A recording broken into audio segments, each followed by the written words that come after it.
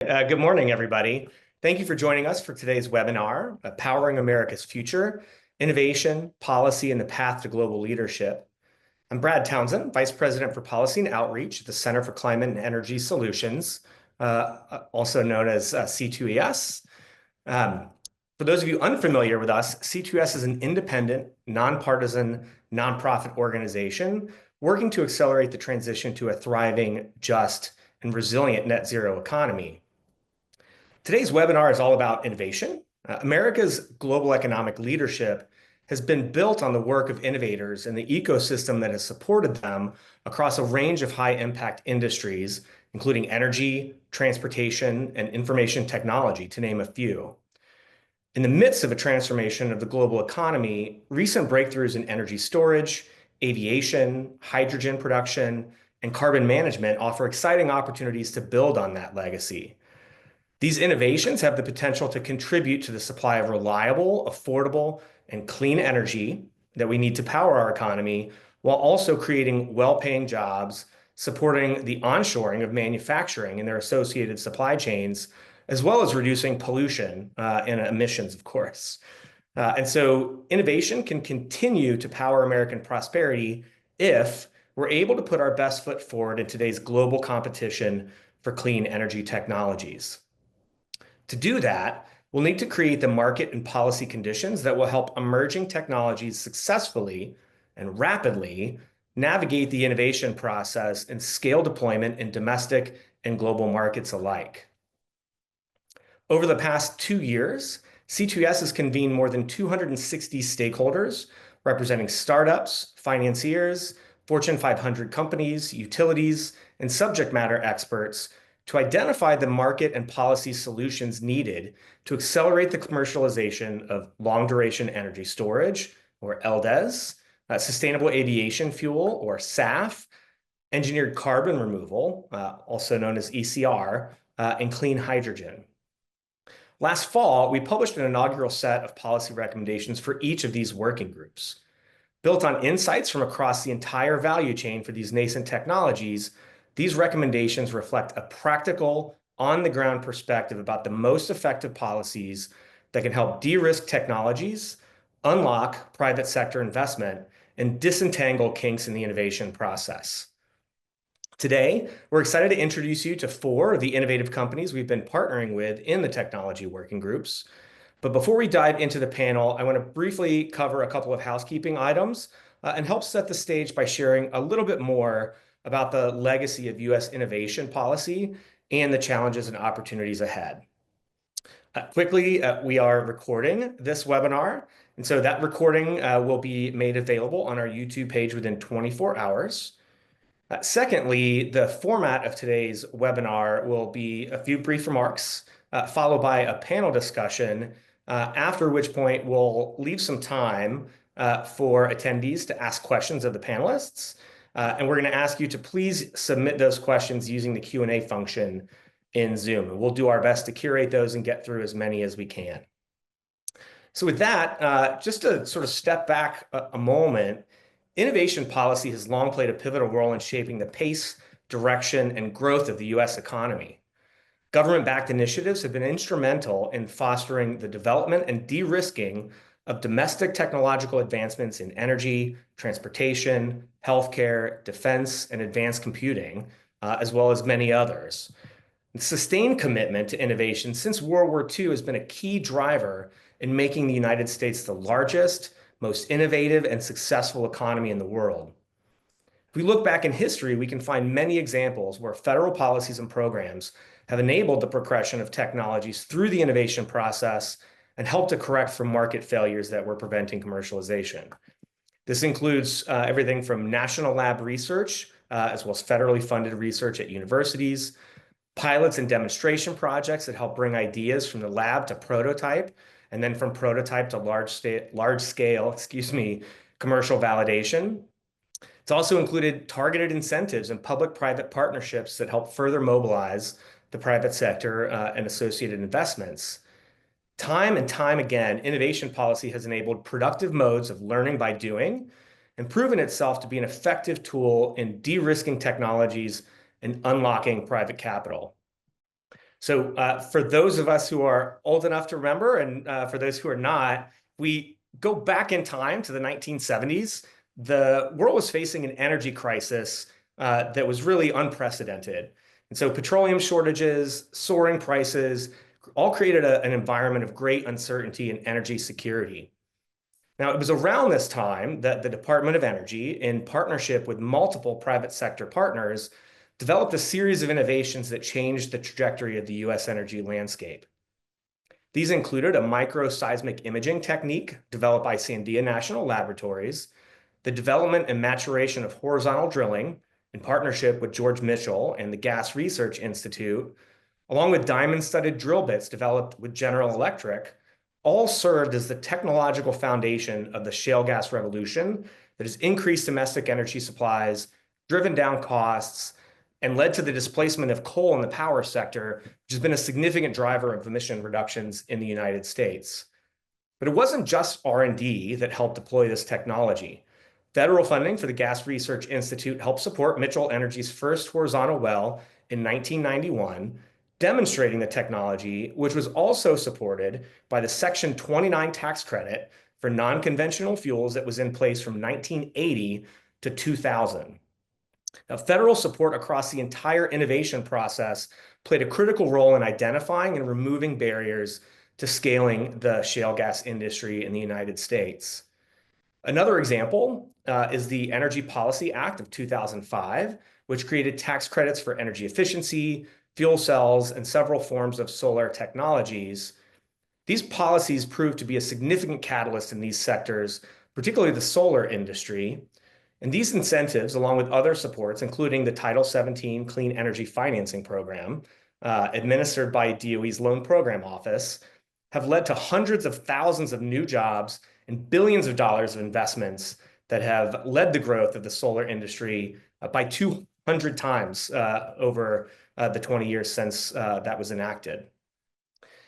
In the current period, the Infrastructure Investment and Jobs Act, paired with historic federal investment in clean energy, including project grants and tax credits, have kickstarted domestic manufacturing of advanced energy innovations. These policies are the latest in a chapter, a long-running story, frankly, of innovation policy in the US, and they couldn't come at a more important time. The global race to win the industries of today is well underway at a time when incentives designed to help ensure those high-growth industries develop here in the United States and the innovation ecosystem itself are under significant threat. So the timing of such a retreat, or sort of paring back those investments, would be catastrophic to our ability to compete in these and other developing markets. Now, America's innovation fueled rise to global economic superpower has led other nations to follow the blueprint that the United States has laid out. Countries are investing heavily in their R&D budgets and innovation-friendly policies, and the US is facing steep competition to maintain its position as the global leader.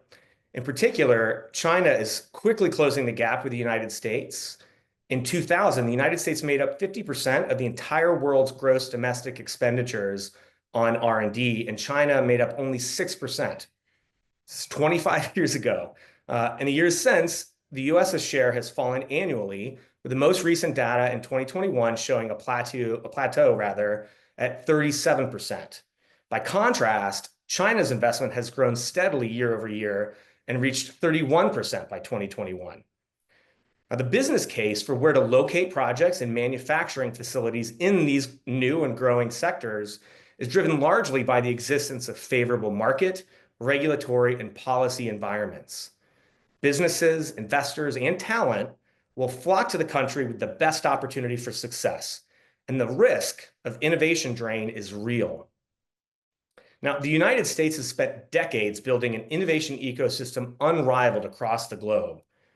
And we have an opportunity to lead the global transition to a net zero economy, and in the process, reap the economic benefits that come with that leadership. But sustained federal support will be essential, from early stage R&D to commercial scale demonstrations and tax credits that help support scaling these technologies. the same time, we also can't just throw money at these sectors and expect our efforts to be successful. We have to accurately diagnose the barriers that are creating slowdowns in the innovation process for given technologies if we're going to design smart and effective policy interventions. The goal of this work is not to pick winning technologies or companies, but rather to shoulder risks and unlock ecosystem barriers that the private sector cannot do on its own. So crucially, by creating policy certainty, the federal government enables the private sector to make more investments and take bigger bets on innovative technologies. Now, it's also critical to note that smart innovation policy should evolve alongside that technology. So as barriers are successfully cleared and an innovation matures, so should the ecosystem supporting it. Once an innovation reaches a certain level of maturity, the policy that's designed to support it should evolve, and eventually the private sector should be in a position to drive that innovation forward, leaving policymakers and the resources of the federal government free to address new challenges in other emerging and innovative technology areas. Doing that well means making sure we don't approach innovation and technology policy as a theoretical exercise. The most important and effective approaches have to be developed and continuously refined in partnership with the companies and communities where these projects are happening. With that in mind, I'm excited now to turn things over to my colleague, Johanna, to kick off the panel discussion. Thank you. Thank you, Brad. It's nice to see everybody today and welcome. Thanks for giving us a little bit of your time on a Tuesday morning. My name is Johanna Wasserman, and I'm the Innovation Manager at C2ES and the staff lead for our technology working groups. As Brad mentioned, these are a set of 4 working groups that convene stakeholders from across the technology ecosystem around 4 critical path technologies: clean hydrogen, sustainable aviation fuel, engineered carbon removal, and long-duration energy storage. I'm honored today to be joined by 4 members from those working groups. These folks and their companies represent so much of the spirit of innovation that Brad laid out, and I think today's discussion should be really interesting. So today's panel will focus on spotlighting 4 of the startups in our working groups who are doing the groundbreaking work of taking these technologies out of the lab and building them out in the field at commercial scale.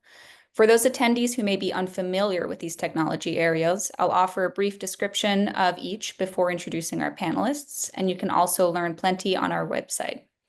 So first, we have clean hydrogen. So clean hydrogen is a versatile, low-carbon energy carrier, which can be combusted for industrial process heat, pass through a fuel cell to create electricity, used to store energy, or as a primary input in the production of lower carbon fuels and chemicals. It can be produced from a variety of energy sources, including electricity, nuclear power, and natural gas with carbon capture. And this versatility is often described as is part of the reason the technology is often described as the Swiss Army knife of advanced energy. Joining us from our Clean Hydrogen Working Group is Kevin Boudreau, who is head of power supply at Monarch Energy, a green hydrogen startup. Kevin leads the power procurement division, where he oversees the structuring of large-scale and intricate power procurement, hedging, and optimization strategies. Before joining Monarch Energy, Kevin spearheaded the sustainability division for Priority Power Management and spent time at Shell Energy North America and Calpine Energy Services. Kevin has also served in the United States Navy with a distinguished role as a member of the Naval Security Group. Next, we have sustainable aviation fuel. SAF represents a diverse class of jet fuel produced from non-petroleum feedstocks, which can include everything from used cooking oil and agricultural waste to combining clean hydrogen with carbon dioxide. It has several strategic advantages, including that its life cycle emissions can be significantly lower than fossil jet fuel, it can be produced domestically, and it is certified for use in today's aircrafts. SAF's ability to serve as a drop-in fuel to existing aircrafts and infrastructure is part of what makes it so compelling. Catherine Estes is joining us from that working group. She is the commercial vice president at Arcadia eFuels, a synthetic aviation fuels company. She's a commercial leader with over 20 years of experience in the specialty chemicals industry, and Catherine has a background in market development, strategic planning, product management, and distribution. She has held key roles at Albemarle, Univar Solutions, and SI Group, where she led initiatives to expand global supply chains and improve profitability and build strategic supplier relationships across a range of markets. Our third working group is on engineered carbon removal, which is a term we use to describe technologically enhanced forms of carbon dioxide removal, which is the process of removing carbon dioxide from ambient air. This includes direct air capture, biomass with carbon removal and storage, enhanced rock weathering, and marine-based CDR. In tandem with nature-based forms of carbon removal, ECR technologies have the potential to remove gigatons of carbon dioxide and either securely sequester them underground or convert them into usable commercial products or chemical inputs, like those needed for SAF, for example. From that working group, Vikram Iyer is joining us. Vikram is head of climate policy and external affairs at Heirloom, a direct air capture startup on a mission to remove 1 billion tons of CO2 by 2035 to advance energy security. Vikram has served in a range of innovation policy roles in both the private and public sectors, including as a deputy director in the ACLU's National Political Advocacy Department, and as a senior policy advisor for innovation and manufacturing policy in President Obama's White House National Economic Council, and as VP of Global Public Policy and Strategic Communications at Postmates. And our fourth working group is focused on long-duration energy storage, often known as LDES, which is any system that can store energy for 10 or more hours.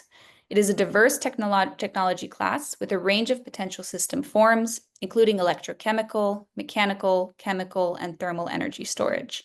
LDES technologies can serve as domestic alternatives to lithium-ion batteries that rely less on critical minerals and international supply chains. They can play an important role in ensuring grid reliability and resilience, addressing growing energy demand, and enabling greater energy security and independence. Sarah Griffiths is joining us from the LDES Working Group. She is the Vice President of Government and Regulatory Affairs at Hydrostore, where she works to enhance policy and regulatory arrangements for long-duration energy storage, including Hydrostore's emission-free advanced compressed air energy storage resource. Sarah has been actively involved in all areas of electricity market operation, regulation, legislation, and policy development, and was most recently at a large independent power producer where she focused on expanding the participation of alternative technologies across Canada and the United States. So welcome, everybody. Let's get things started. So to start, I would love for all of you with your vastly different and interesting roles to start by briefly providing the audience with a sense of the challenge or the problem your technology is solving and the market potential that you see for your technology, both domestically and globally. And so for this first question, let's go in the order that I introduced you. So Kevin, I'll take it over to you. Thank you, Johanna. I'd like to start first by saying thank you for all the work that C2ES has done on this. You guys have done a really good job putting together some policy suggestions for the administrations at a very important time where the country is going through, and especially the green hydrogen space. So I just want to say thank you to the team. So yeah, what we're, look, it's hydrogen has been produced in the United States in the petrochemical industry for a while. It is it's fossil fuel based, the majority of it. And so what we're trying to solve is to bring in a clean source of hydrogen for not only decarbonization, but for energy security and dominance, which is something that the current administration is focused on. So that's what Monarch Energy is doing. We are a green hydrogen developer. We're also a powered land developer, which means that we bring power to our solutions, which is the largest CapEx component to these projects. If you cannot figure out the power equation, then you don't have a solution. And most of the projects that we see today are pilot projects. They're small.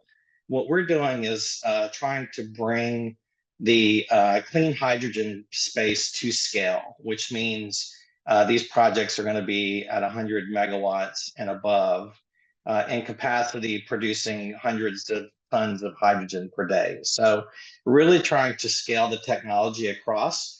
And that's for a number of reasons. It's because both domestically and globally, you have a number of uses hydrogen is getting out of just the petrochemical space. And now you're seeing it for a number of different applications, such as what Catherine's doing in clean fuels, sustainable aviation, long duration storage. It basically touches almost everybody on this panel today.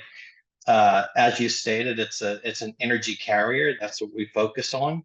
As an example of that, you can create ammonia, store hydrogen and ammonia, ship it across the Pacific to Asia, extract it and use it as a fuel source. You can create storage for abundant renewables, transport that. So it is a great energy carrier, we're exhibiting some challenges today, like I think we'll talk about with the current administration, but Monarch Energy, as well as others, are progressing forward. And again, thank you. Good to be here today.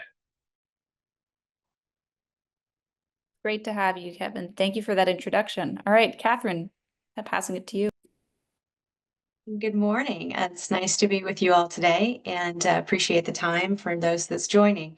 So Arcadia eFuels is a scale-up company, and we are focused on bringing eFuels at scale, similar to what Kevin is mentioning. So when we look at the problem that we're trying to solve, specifically in sustainable aviation fuel and the market opportunity, it is just one component of a broader market that we're looking to achieve and decarbonizing hard to abate sectors, right? So if we think about heavy haul transportation, when we think about aviation, when we think maritime, when we think about a sector like chemicals that's difficult to decarbonize, those are all places where our products bring a long-term energy security, feedstock security to the locations where we're looking to produce, right? So specifically when we look at Arcadia eFuels, our project that we're developing in the US, specifically in South Texas, is looking to bring almost 30 million gallons of e-fuel to the market, and that would be eSAF, e-diesel, or e-naphtha. And these are sectors that are all looking for both voluntary as well as mandatory decarbonization goals, right? So when we look at the UK or Europe, these are great export opportunities for the US. And we in particular are looking at advanced manufacturing in this technology that we're developing, right? It's, speaking selfishly from my own personal experience, the reason why I joined Arcadia, leaving the specialty chemical industry, is to take on the new frontier of developing the next market of advanced manufacturing, right? So taking what we need from a climate technology and materials that are decarbonized. We see an ongoing call, not just in the Western world, but you also now seeing a developed and increased need for SAF in countries like Japan, Singapore, Malaysia. These are also places that are starting to put SAF targets in. So our solution that we're working to bring to the market allows the U.S. to build on our natural history of fuels and continue to participate in the leading and new market development. That's a great introduction. Thank you, Catherine. Vikram, passing it to you. Yeah, good morning, everybody.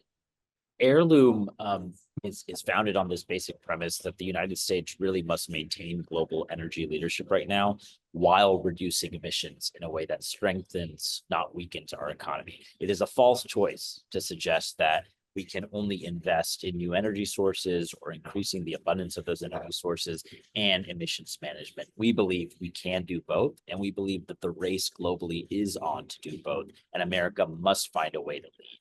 So our direct air capture technology is actually what we believe to be a homegrown US-based solution for removing legacy CO2 emissions, all in support of ensuring continued use of domestic energy resources to achieve various net zero and climate goals. And let me just take a step back and create a distinction between direct air capture and carbon capture. We know that carbon capture is often a technology co-located with a source of emissions. You can think of a scrubber on top of ethanol plant, oil refinery, a petrochemical plant. That sequestration is important for various companies to manage their emissions.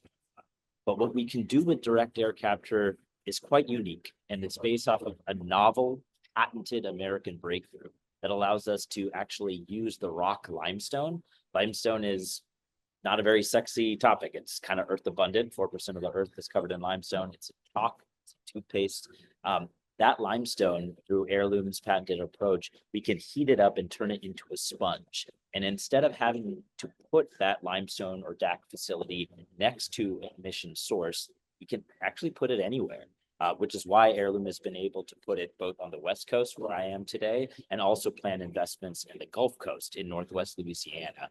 And by having that flexibility, that means we can put more direct air capture facilities in more places and create more new energy jobs. But really, when that limestone starts binding to atmospheric carbon dioxide, what we're able to produce is a stable, pure, domestic carbon dioxide supply that can then be used for a whole variety of industrial use places. That CO2 captured by Heirloom can be used for enhanced oil recovery. It can be used to produce synthetic fuels, kind of in the way that Catherine was talking about, and it can be applied to a whole host of industrial applications. Those in the chemical industry like to use it to strengthen plastics. Those in the farming industries like to use CO2 for enhanced crop preservation. So by pulling down CO2, we're not only able to increase jobs, we're also able to make sure that any emissions profile from a traditional energy source is then able to be captured and repurposed. And that market potential is immense. We know that the United States is already a world leader in carbon management, and thanks to bipartisan policies like the 45Q tax credit, the direct air capture hub program under IIJA, America right now has a once in a generation opportunity to build like $1 trillion carbon management industry. That's thousands of jobs, that's new industrial applications. And so what Heirloom is able to do today is develop projects and allow those projects to not only create new industrial applications of CO2, but our technology is also being adopted by leading AI companies. Those that are announcing huge new data center development builds, including Meta's $10 billion investment in Louisiana, they're also purchasing carbon removals from us.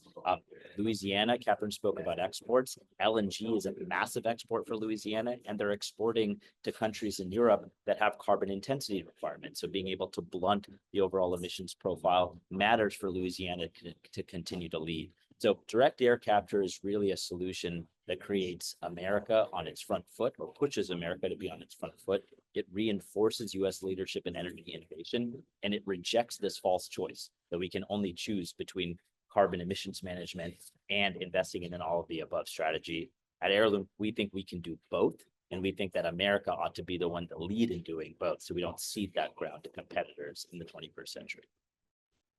Thank you, Vikram. That was great. All right, and then Sarah, would love to hear it from you, and then we'll keep going on our questions. Thank you so much for having me today. The challenge that we're trying to solve is the challenge of the grid. As the grid evolves because of renewable, the increase of renewable resources, increased demand due to, say, data centers that have already been mentioned, and just electrification overall, retirements of old traditional resources, as well as the need for energy security, trying to have homegrown energy. Grid operators are starting to recognize the need for long duration energy storage, and they need that because they're trying to figure out how to meet supply and demand in this new way. HydroStore's advanced compressed air energy storage, we call it ACASE, is one of the few technologies that is available to provide long duration energy storage today. It's cost effective, it's implementable, it's able to be located where the grid needs it, and it's able to solve the majority of large scale, able to fit in the majority of large scale global applications. electricity markets are starting to recognize the need for LDES and are beginning to form commercial pathways for it. And that's part of a way to also think about innovation, is the involvement of electricity markets and energy markets. California, New York in the US, along with Australia, Great Britain, and Ontario, Canada, are all markets that now have policies in place for mostly competitive procurements of long-duration energy storage. Basically, the system operator sees LDES as a critical component of an affordable, reliable, and increasingly clean grid. We are currently building a project in Kern County, just outside of Los Angeles. And, we're doing that based on the grid operator and the state recognizing the need for LDES to meet their resource adequacy requirements. So looking really forward to the discussion today to talk a little bit more about LDES. Thank you. And so as the audience can see, I have a really good job because I get to spend a lot of it talking to people like the four who are here about their projects. And one of my favorite parts is also seeing there are these beautiful moments where the projects really and the technologies overlap. They're interconnected. It's really sort of this network of innovation, and there's a lot of parallels you can draw even where you might not expect it. So jumping into our next question, this one I'll have for Catherine and then Vikram, which would be, if you could take us back to sort of the earlier stages of your companies. I know both of you are now at the sort of building the big demonstration project phase. Can you talk to me a little bit about the role that federally supported RD&D played in the early stages of your business? So any kind of national lab-based research, any insights that you built on when you were taking this out of the lab into the commercial? So I'll turn it over to Catherine first. So first, I would say that yes, we are focused on building our demonstration scale, but the learnings are and the development process is still very much part of that R&D process, especially when you're looking at a capital intensive projects like ours. So, for example, the project that we have in Texas was recently awarded a grant from the FAA to help advance that project in South Texas, right? So it was a recognition that our solution, which is a fully electrified refinery, is an opportunity to develop and diversify SAF production within the U.S. and take the opportunity to add to the diversified feedstock and decarbonization routes of SAF for the targets within the U.S., but then also the opportunity for business development and export, because that project, of course, is well positioned on the Gulf Coast to export around the world where SAF is continuing to grow. So that grant, just to put it in perspective, helps project developers such as Arcadia eFuels. If you think about what it takes to bring one project to market of scale such as ours, it's estimated that each of the SAF projects, first just for the development, is $40 to $70 million. That's even before you reach final investment decision to then build a significantly large facility. So there is a lot of opportunity up front for further development with partners to refine the cost with the equipment we are buying and integrating, looking for the best opportunities, making sure that, for example, we have a grid connection and that in itself is secured. All of those things cost money just to get to the point to bring equity, debt, and off-takers to the table for long-term agreements. So none of that can be possible without some of the development money, like the grant, that helps continue to accelerate and put these projects in a position so that they can fully finance and build. Yeah, Catherine's story resonates very deeply in your story.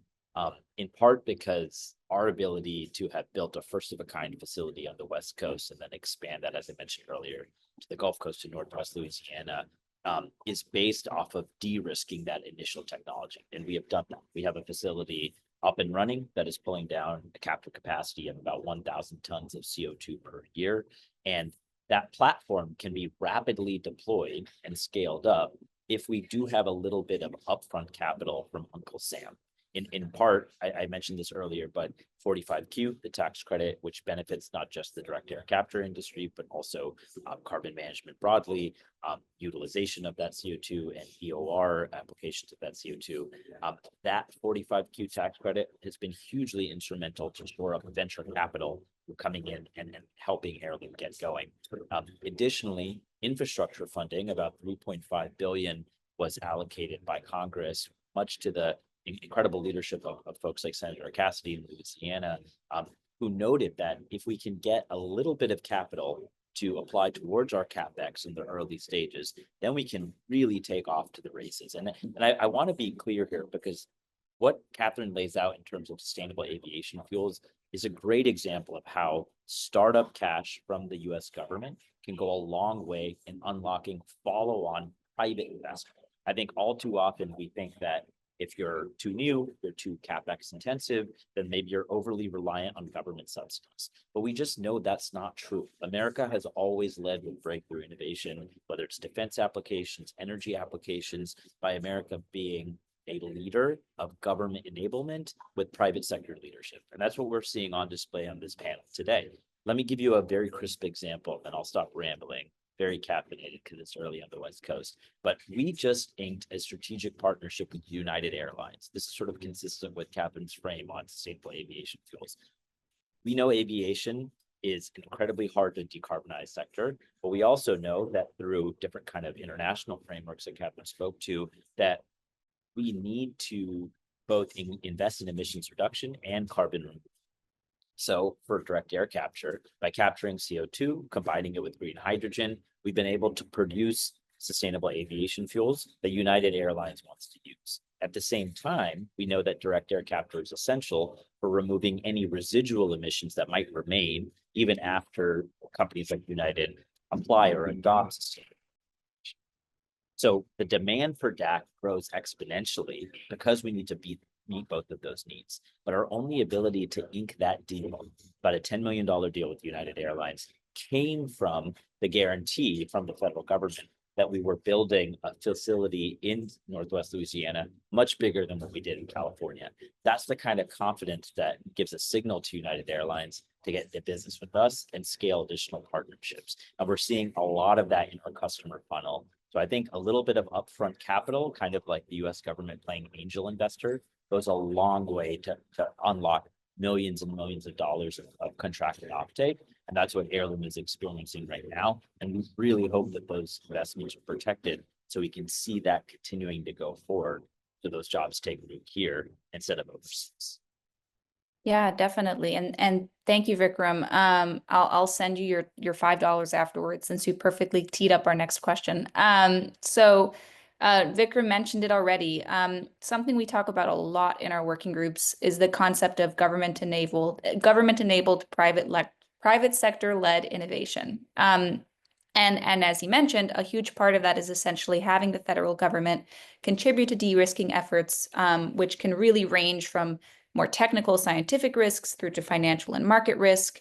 And also now this role of the federal government playing a position in these early stages of the financing process, which also can really unlock down the line future private investors and customers. So Kevin, I might turn it over to you first. I'd love to hear if you could talk a little bit about the role that you see of the interplay between federal policy that it's had with your de-risking efforts, and also the impact you've seen of federal policy in helping activate private investors and customers in your business.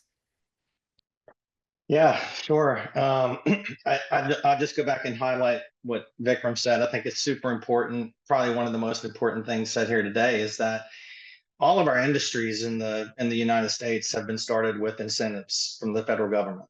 And so it really doesn't matter what it is. Any innovative nascent industry needs that. You need that certainty, consistency, for many reasons. One is bring investors to the table, right, which is going to help really kickstart the industry.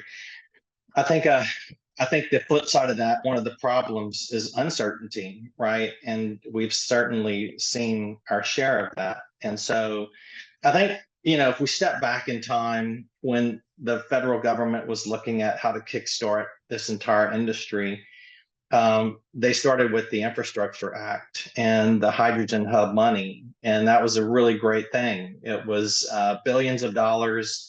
We started wanting the high velocity hub in Texas and got that one started up. They've got money allocated. And then you had the Inflation Reduction Act that came in with, Section 45B for hydrogen, Section 45Q for carbon capture, et cetera, for storage, sustainable aviation fuels, et cetera. So you need all that to kickstart the industry, and it did. It brought investors to the table. It allowed Monarch Energy to do a really great deal with a very large private equity firm, and that sent us off to the races. We have a 5 gigawatt portfolio throughout the entire country of sites, developed sites that we can use for green hydrogen. And so, step forward a little bit into what happened in 23 when Treasury came in and said, hey, it was great, right? It was based on a tiered structure of reduced carbon intensity, which is great. You can plan for that, you can model it, you can calculate it, you know how it's going to work out. It's very certain. And then the Treasury Department came in and said, hey, on top of that, we're going to have these other additional pillars that you guys have to meet for green hydrogen. Well, that shifted a lot of things for us, right? So not all of our sites will be applicable for green hydrogen now, which is fine. We can use those for other things that are necessary in the market today: power generation, data center development, whatever it is. We have these interconnected sites that are very difficult to come by in the market today. So I think, thank you to the federal government. Thank you to everybody that's pushing these policies back in the day that helped us to get to where we are today.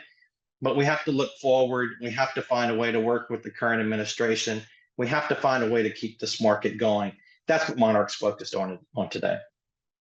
Yeah, definitely. And thank you, Kevin. And so for a little context for our audience, 45V is the tax credit for clean hydrogen. 45Q is the tax credit for carbon removal. 45Z, yes, Catherine, is the tax credit for sustainable aviation fuel. And then Sarah, I believe 48E is often the one, or 45X I think of, for the LDES working group, but you can correct me, and also turning it over you now to respond to the same question, build on Kevin and Vikram and Catherine's comments. So I actually think I'm going to just take it down a bit of a level, because we understand, incentives, tax credits, angel funding, all those have been mentioned. But another thing that federal policy can do to just, I guess, bridge that gap, and I think it is a much smaller example, but it's the funding that the DOE Grid Office could and has done for LDES modeling. So something so small, in terms of the money that we're speaking, but what it can really do is open up the LDES market. And so being able to fund LDES, the ability to put that into their modeling at utilities, at rate-regulated utilities, or at RTOs, regional transmission organizations, even within markets, it's that it can jumpstart something. So while utilities are validating the need for long-duration energy storage, that's the market signal, and that can be, helpful, can be done through federal funding.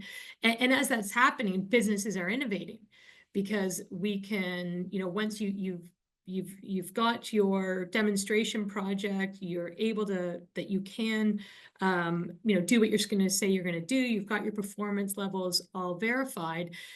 Now it's that convincing of the market that you're needed. And so that federal funding can help as I said, utilities. So business can continue to innovate while utilities are validating the need. So really, federal policy, federal funding in that aspect, which, on a smaller scale can actually kickstart a market that is slow in keeping up with the federal, with the changing times. And that's just due to the nature of the regulated utility market throughout the US. And even the, we'll call it deregulated or re-regulated markets, still it's that way to kickstart to kickstart that policy, which is a signal which then businesses will invest and meet that need. Yeah, that's excellent. Thank you.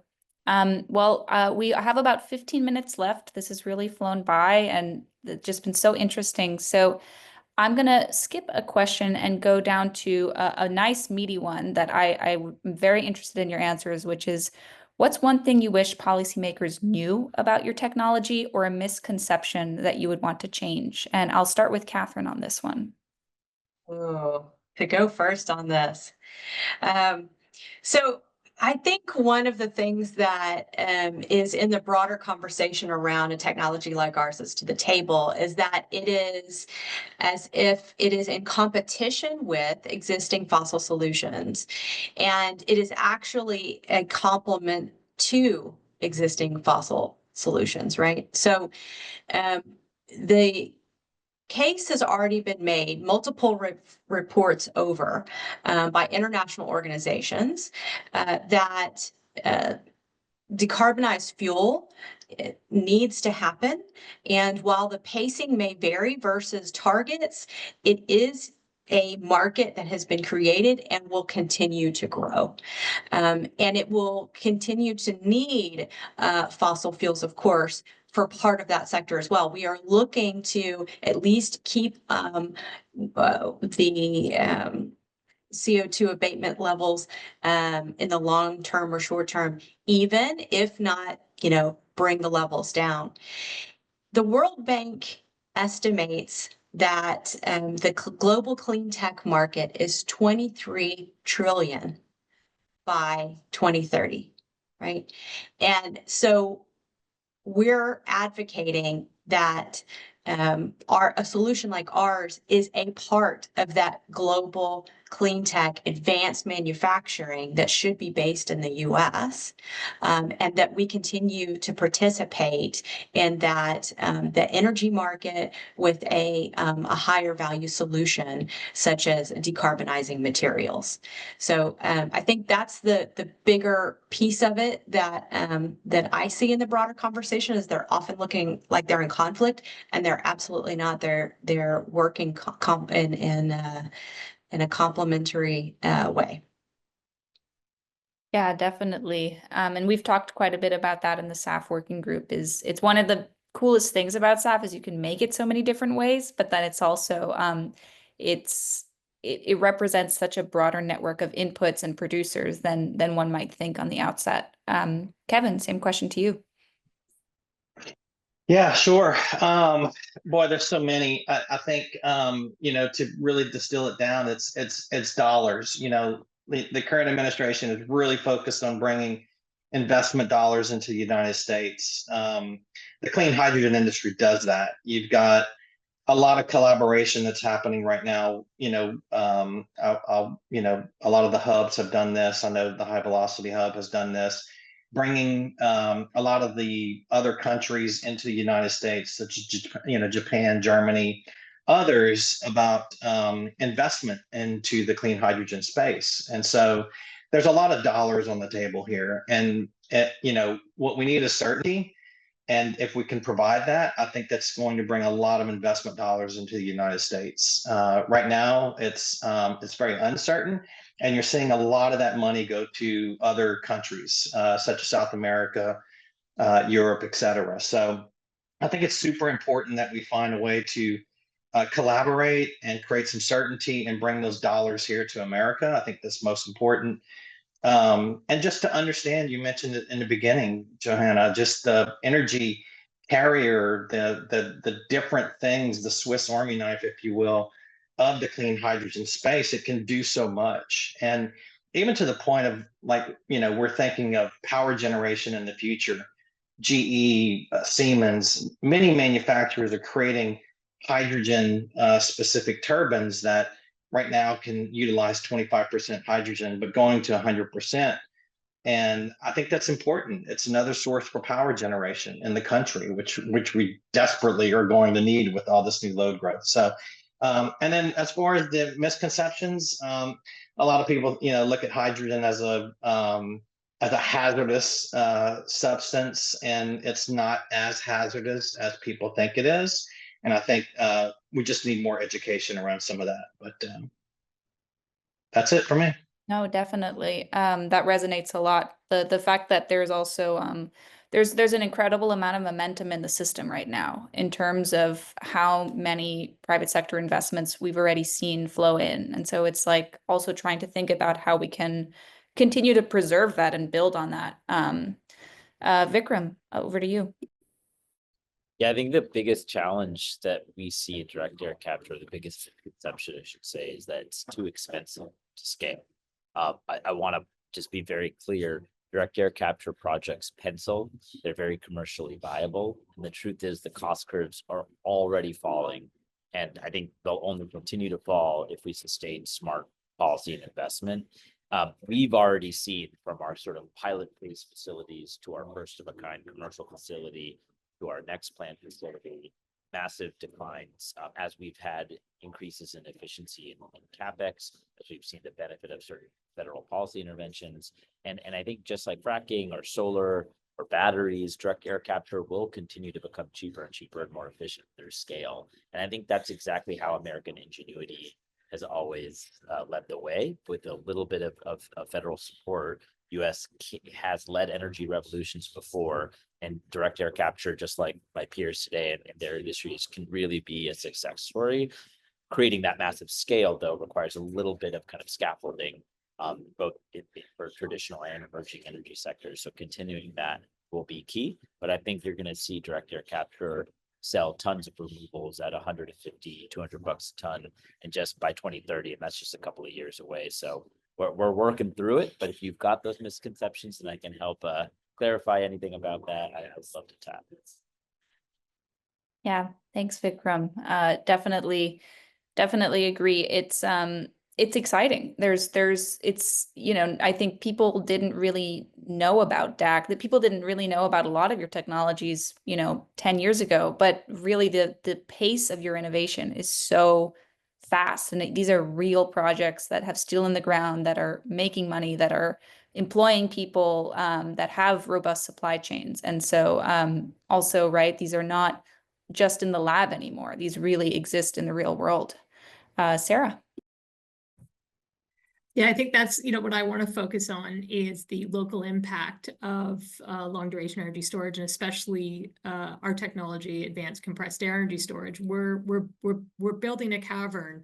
We're using traditional turbines, heat exchangers, auxiliary that, the oil and gas sector use. So we can have a domestic supply chain. Because our battery is actually this cavern where we hold our compressed air, there's no degradation. So we pencil out a 50-year project, but similar to a hydro project, this will run if we, maintain the top part. The cavern will never degrade. We'll be there 100 years from now. So to create this cavern, we're looking at about 700 direct construction jobs over a multi-year period. We're looking at 40 full-time jobs, and these jobs aren't folks that have been retrained. These one of our projects we have in one location is across the street from a dual fuel oil and gas plant. The folks could actually walk right across the street and maybe do some health and safety training, but continue. These are jobs that exist today and will continue to exist. And then the local impact. We're a long lead time, large infrastructure project. We are going to take time to build.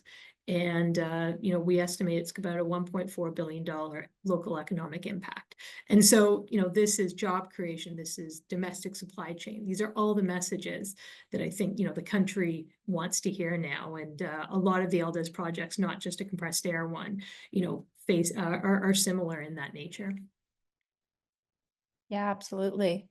Well, we only have 5 minutes left, unfortunately. This has been a great discussion. So I'm gonna only really have time for one more question. And this, I will confess, is a bit of an easier one, but I want to be mindful of time, which is from the Illinois Green Alliance, where can we learn more about the panelists? So if you all want to shout out something you're working on, or sort of say where folks can follow your careers and your projects going forward, we can just go around the horn here. So I'll start with Catherine.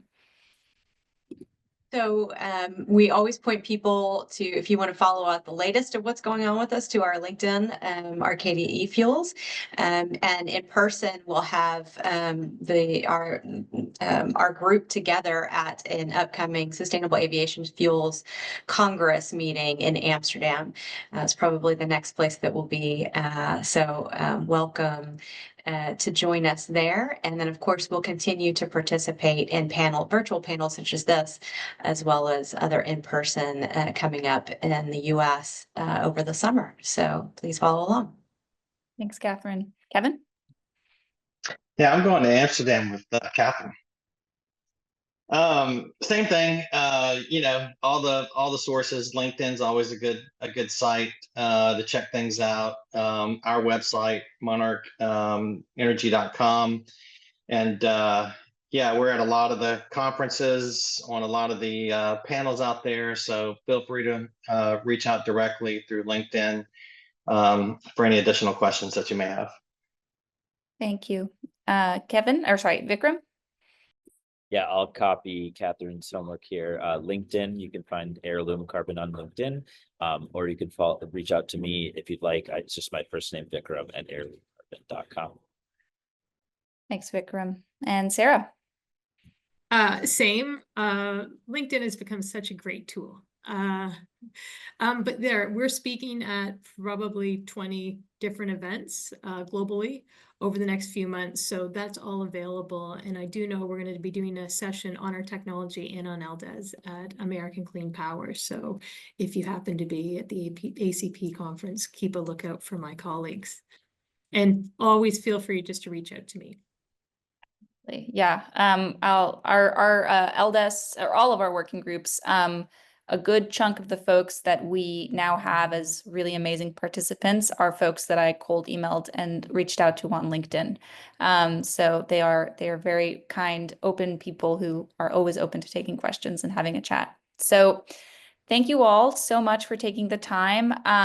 We've reached the end. I'm going to wrap us a couple of minutes early, but it really has been so great to sort of sit down with everyone this morning, talk a little bit about the shared challenges and opportunities we see for these 4 technology areas, and where there's some really elegant overlap, right? There's these synergies, there's these opportunities to collaborate and build a lot of cohesive thought around what it means to do effective innovation policy that really supports the broad innovation process. So we'll be hoping to publish some additional work and research that we've done in tandem with all of the insights we've generated from these 4 working groups on the C2ES website in the coming months. So stay tuned for that. But in the meantime, I hope everybody has a wonderful rest of your Tuesday. And if you're in DC, enjoy DC Emancipation Day. Random Wednesday off in the middle of the week is always a very fun thing. So take care, everybody. Thank you.